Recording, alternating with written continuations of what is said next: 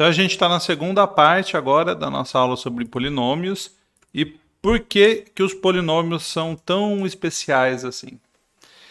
Primeiro, por que que os números inteiros são tão especiais assim, né? Por que que tanto problema aí de matemática que a gente não consegue resolver tem a ver com os inteiros, né? Eu falo, resolve nos racionais então, né?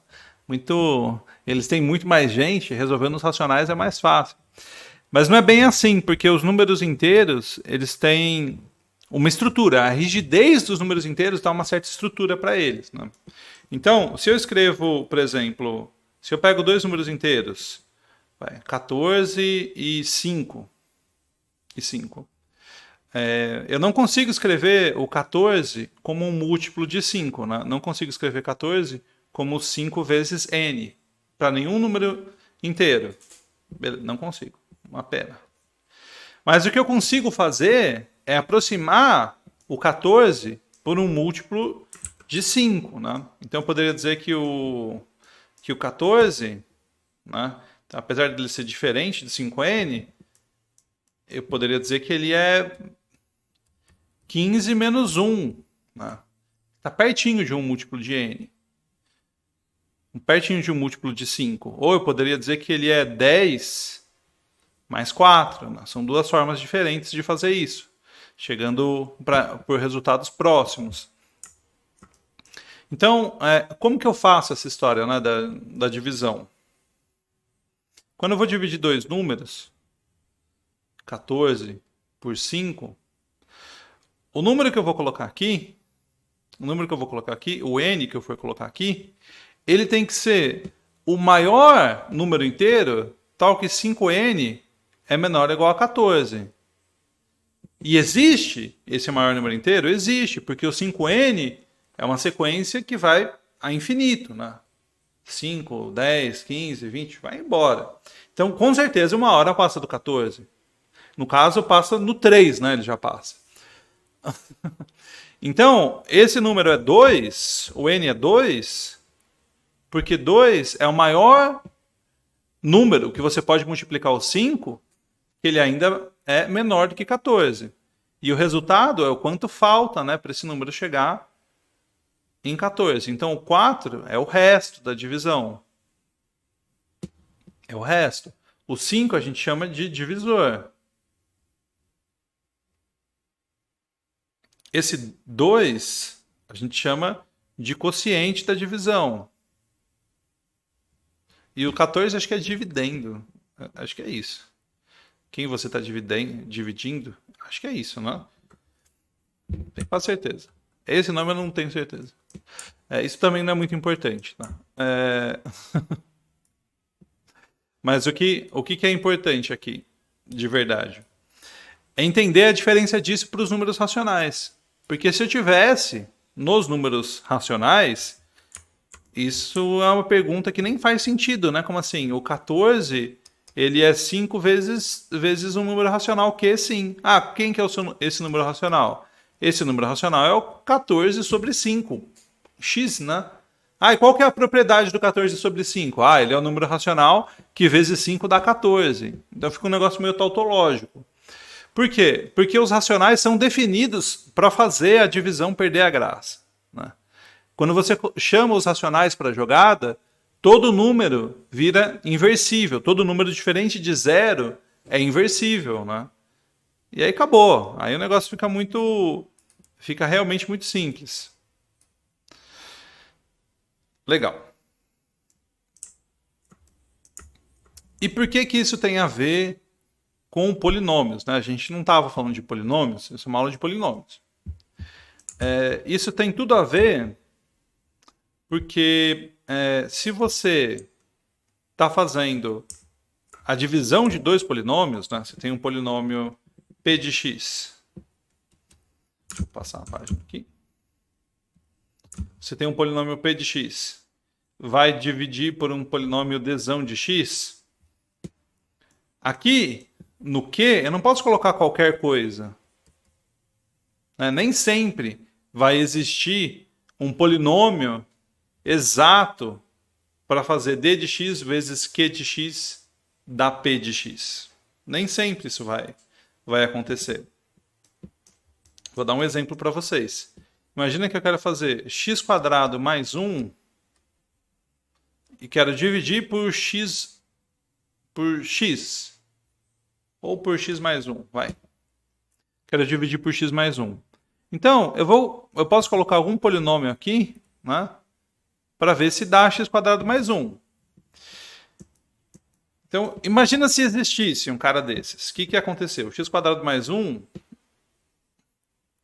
ele seria o x mais 1 vezes o p de x, né?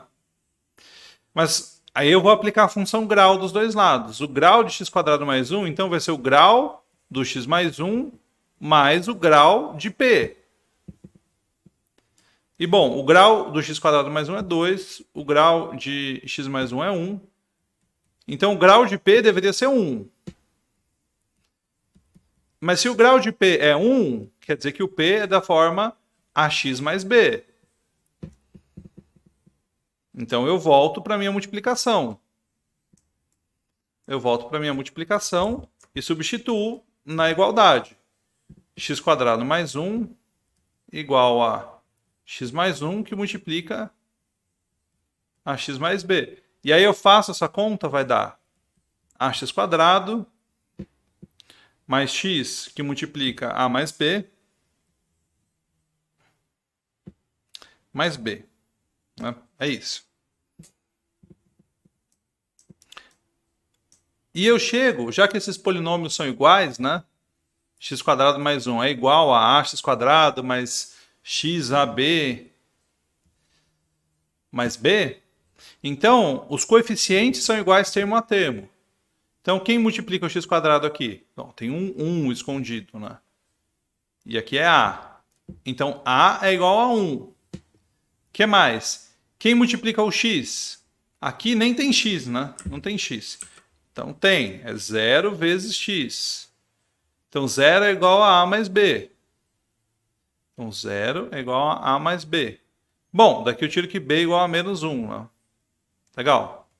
Mas 1 tem que ser igual a b. Então, b tem que ser igual a 1 também. Opa! O que isso quer dizer? Contradição.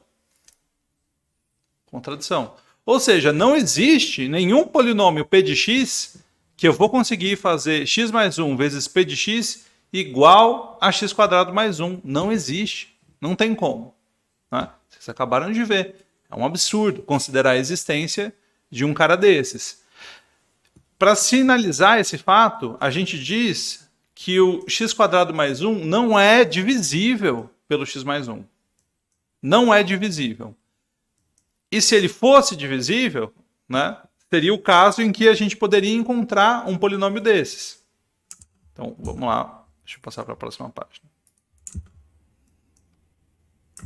Dados dois polinômios, então, p de x e q de x, a gente diz que o p divide o q, né, esse é o símbolo, essa barrinha, isso é p divide q, se existe um outro polinômio, se existe um polinômio dzão, um dzão de x, tal que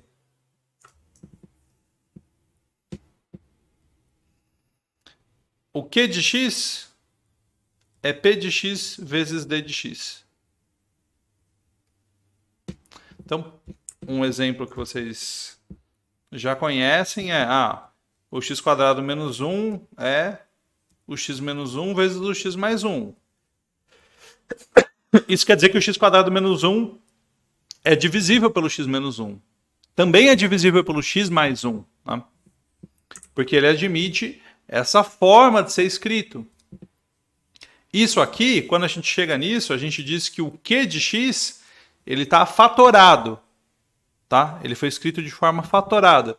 Porque eu escrevi ele como produto de polinômios mais simples. Né? Mas basicamente escrevi ele como um produto. Né? Transformei em fator. Isso quer dizer fatorar. Transformar em fator, transformar em produto. Legal. Mas nem sempre é o caso de existir um polinômio d de x que satisfaz isso. Quando não existe, o que a gente faz, né? Como que a gente procede? Como naquele caso do x² mais 1 e do x mais 1. Vamos para a próxima página. Então, para o caso do x² mais 1 e do x mais 1,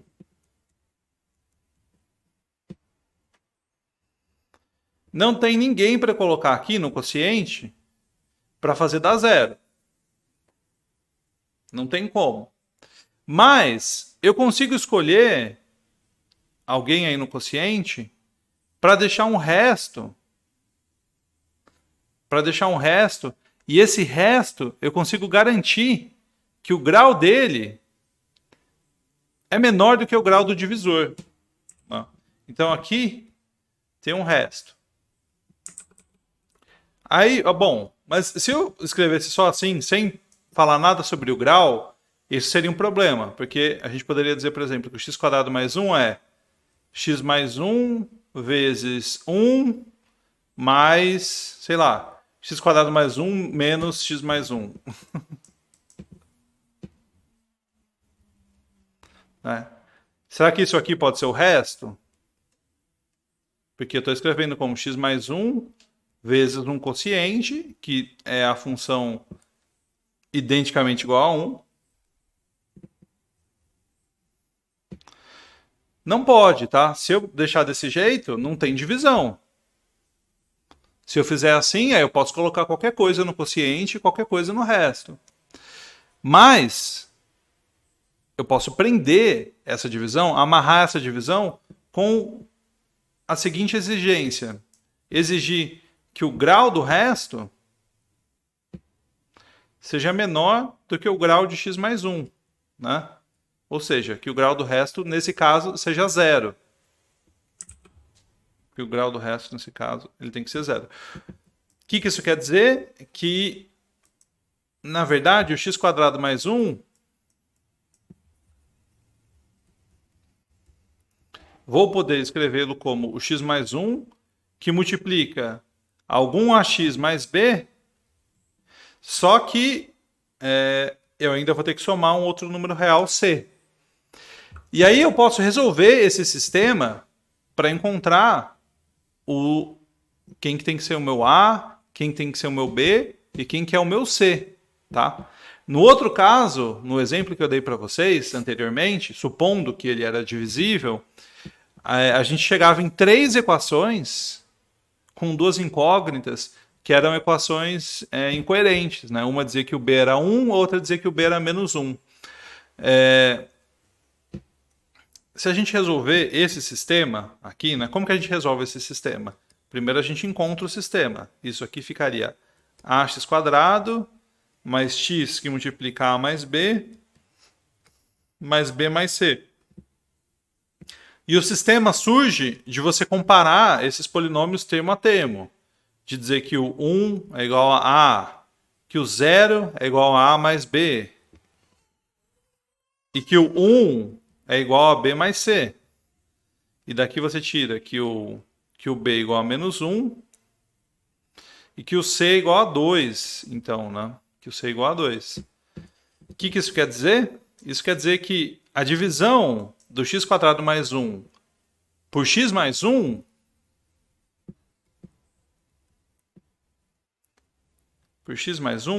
ela está dando ax, o a é 1, x, mais b, o x é menos 1. Então, está dando x menos 1.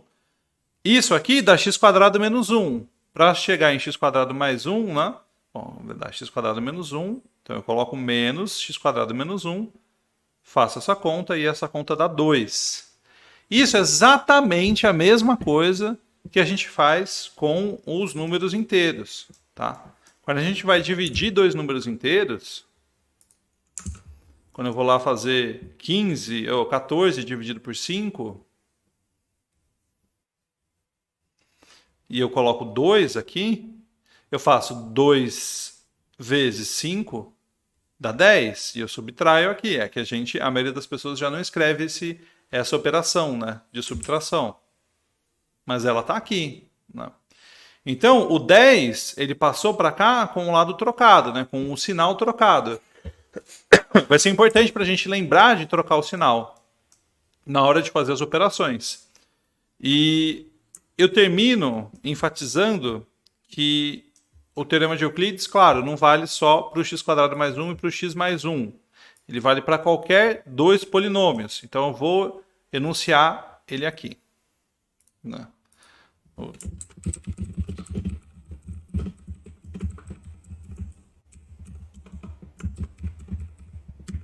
Vou chamar de teorema da decomposição euclidiana para polinômios. Teorema da divisão de Euclides para polinômios. Vamos chamar assim. Ele diz que dados dois polinômios,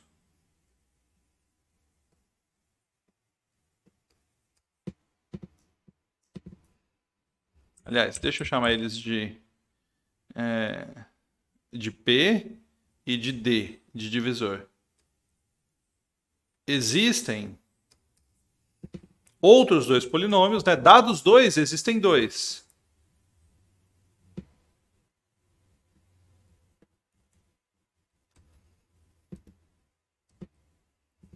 Que satisfazem que o P é o divisor vezes o quociente mais o resto. Né? Ou seja, P dividido pelo divisor multiplica pelo quociente e sobra um resto. Né? É isso que quer dizer. Se você preferir, para lidar com polinômio, você sempre pode colocar, né, indicar a variável que você está lidando. Se ficar mais fácil para lembrar, mais fácil para identificar, multiplica por x. E esse aqui é o teorema da divisão de Euclides para polinômios, também conhecido como a versão preliminar do teorema do resto, que a gente vai ver daqui a pouco, que é muito importante. Então, vamos fazer um outro exemplo de divisão euclidiana de dois polinômios para terminar esse vídeo. Né? Imagina que eu quero dividir, por exemplo, 4x ao cubo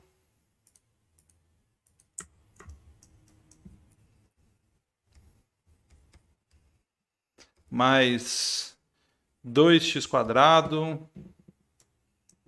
menos x mais 8.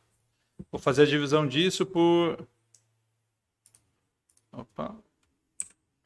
Deixa eu passar o quadro. Vou fazer a divisão desse polinômio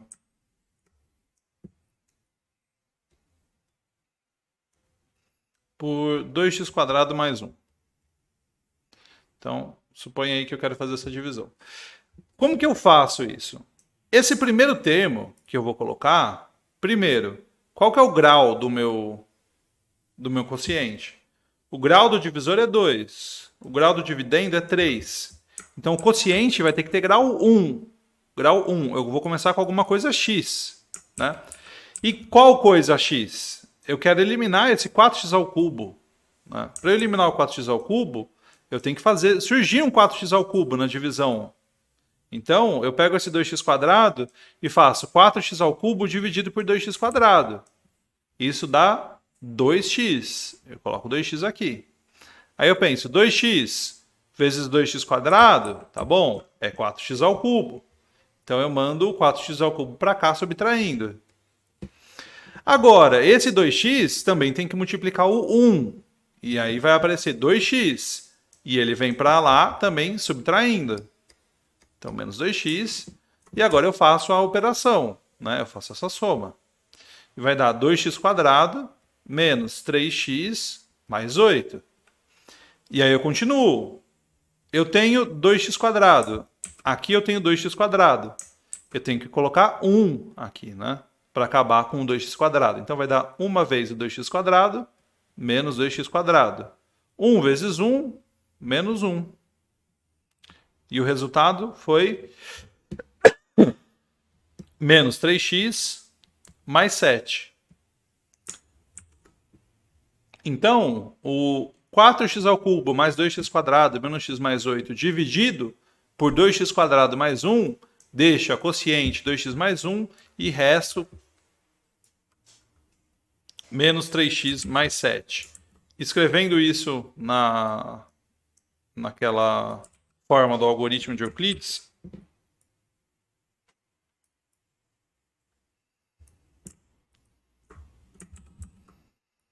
fica assim, né? Fica